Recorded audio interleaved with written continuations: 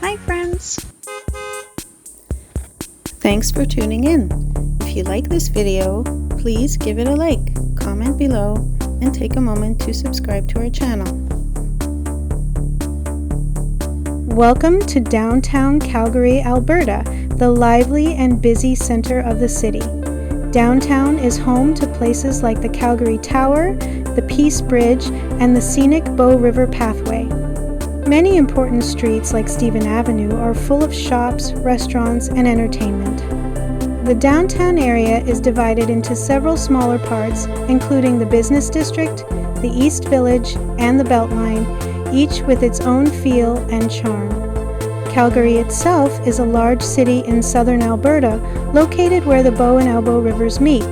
The city got its name from Calgary Bay in Scotland. It started as a fort in 1875. Known as Fort Calgary. Thank you very much. It grew quickly because of the railway, ranching, and oil. Today, it is known for being one of Canada's fastest growing cities and for hosting the famous Calgary Stampede every July. Surrounded by rolling prairies and close to the Rocky Mountains, Calgary offers a mix of nature and modern city life that makes it a special place to visit. Thank you for joining us on this tour of Calgary, Alberta.